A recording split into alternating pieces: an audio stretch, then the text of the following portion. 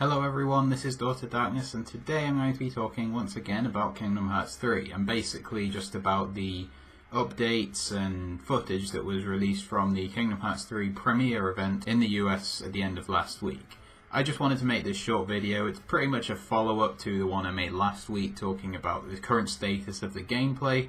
I just want to talk about where my opinion has maybe changed or altered slightly, or where it's been confirmed by whatever was there this week. Of course, I didn't go to the event, so I haven't played the game myself. I'm just working on the footage that was released, and I'm talking specifically the stuff that was released legitimately. I'm not going to be talking about any of the cutscenes or anything like that that was leaked without permission by certain media outlets, because for one thing I chose not to watch them, and for another I don't want to be talking about stuff that Square don't want released to the public. While I didn't attend the event, of course, a couple of my friends and other people whose views I definitely respect when it comes to Kingdom Hearts 3's gameplay, they very much did go to the event, and they'll probably be making videos this week as well, talking about the game and everything and how they thought about it. I will leave links to their channels in the description, so please check those channels out and keep an eye on them to see updates of people who've actually played the game. For now, let's just get into it. So the first demo that people got to play was the Olympus demo, which is basically just an extended version of stuff that we've seen in the trailers going back to 2013 with the Rock Titan fight in Olympus, which we obviously know from 0.2 is going to be the first world in Kingdom Hearts 3. It starts off here with a wall running section, and I think on a basis of how it looks like it's a spectacle. In terms of mechanics, not so good. This whole business of only being able to run directly vertically and horizontally and not being able to kind of have any freedom here, I just have a feeling it's going to be very limiting. And certainly for this battle where he's going to be throwing rocks at you, I can imagine it's going to get quite irritating. Hopefully they free it up a little bit and allow you to just run freely up, sideways and diagonally in whatever direction you want to go in, and just make this scene a little bit more fluid. If not for this bit, which is mainly a set piece, certainly for wall running in other sections, could they please do this? Then we get into a bit of Heartless fighting, and the basic combo of this demo is the same combo that we've seen throughout all of the trailers, with the negative combo and then 3 finishers. It still looks a little bit slower than what you expected from Kingdom Hearts 2, but it is still hard to tell because there aren't any combo modifiers in this demo, of course, because there's no customization. It would be nice to see a little bit more of those and maybe see some combos that are more than one hit and then finishes, so that we can actually get a feel for how the combat really will feel for most people, because, well, if it's anything like Kingdom Hearts 2, negative combo is not going to be something you're going to be using very often at all. I've seen a couple of people describe it as basically faster than 0.2, but not as fast as Kingdom Hearts 2. I guess that's about where we expected, and honestly, if it feels okay, I'm okay with that, as long as we get enough options for combo modifiers and that sort of thing. Second form now. That looks fantastic. It looks like exactly what it was supposed to be. It's the Kingdom Hearts 2 form. There, the combos look a lot faster. Everything does look like it does in 2. And you get aerial finish and magnet burst and all that sort of stuff. It adapts the moveset from Kingdom Hearts 2 really well, in the same way that Limit Form did in Kingdom Hearts 2 Final Mix. The explosion here, I mean, it does look a little bit more like Aqua's finisher from 0.2, but it's still not bad. And yeah, this just looks really good, and I have a feeling a lot of people are going to be using Kingdom Key throughout this game because second form does look really fun. Then there's the attraction flow, which again is something we've seen since 2013, and I guess it looks okay.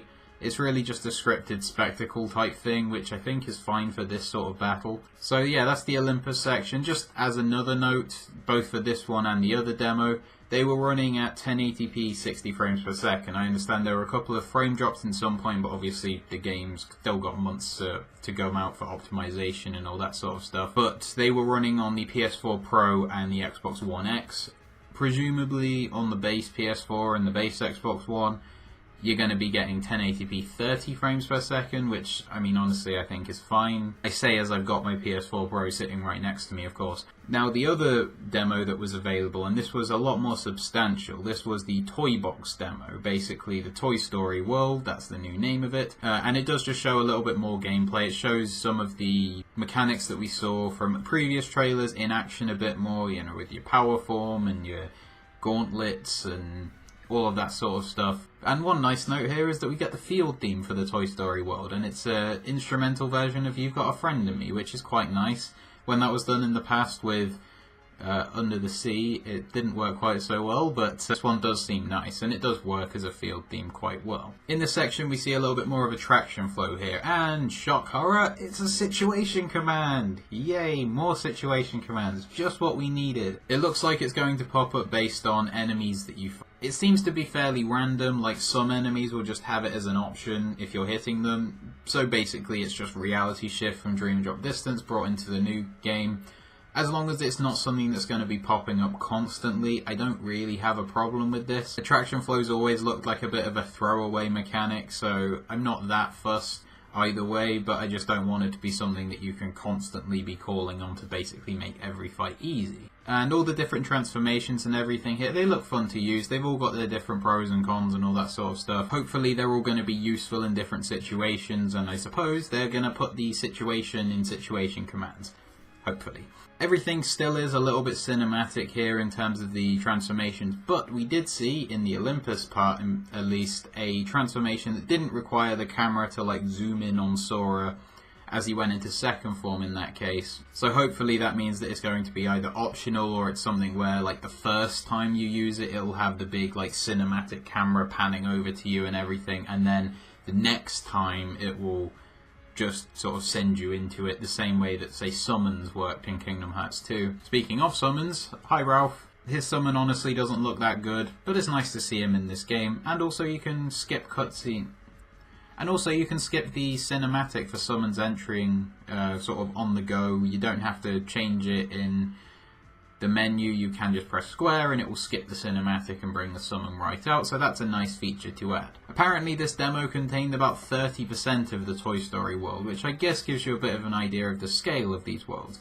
It's very much not open world, it's just going to be fairly open sections within a world. We saw a transition from going from the street that Andy lives on to Galaxy Toys, and then it's just that each of the areas is going to be that much bigger than it was in Kingdom Hearts 2. I guess in a similar way to how Dream Drop Distance did it, but probably with slightly less bare and empty worlds because, well, the PS4 is capable of showing quite a lot more than the 3DS was. So in terms of everything here, it shows all of the different options in action, and it shows that each of them do have their own purpose and they have their own use for a different time.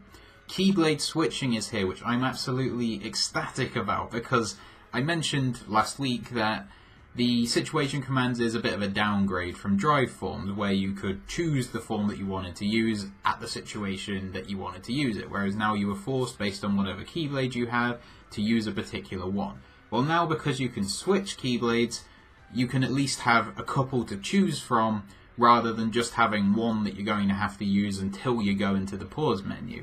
I'm really, really glad that that's there, and I hope it does add a little bit more strategy to the fights. So basically, all the features, they look nice. A little bit too much still is shoved onto situation commands. Hopefully they find a good way to balance it, and that's pretty much the long and short of it. There's still 6 months left. As it seems, they're going to be listening to feedback, which is the important thing and basically the point of this event, and inviting people, you know, like a couple of speedrunners and that sort of thing, the people who know the game's mechanics inside out, inviting them over so you can get a player's view on things that need to be improved. And as long as they take that criticism and feedback to heart and they actually make the improvements, I'm sure that this game's going to shape up to be pretty good, at least. Still very much a work in progress. Most of the concerns that I had last week are still there, apart from the fact that you can now, at least to some extent, choose the forms and transformations that you have available to you. Hopefully things will be ironed out, and once we see the game in its fullest form with the progression system and everything, it will work out a lot neater than it does now. So that's all I have to say. What did you guys think of everything that was released at the Kingdom Hearts 3 premiere event? Please leave your thoughts in the comment section below the video. And while you're down there, please like this video if you did. And if you liked it, then check out my other videos and subscribe to this channel. And as always, thank you for watching.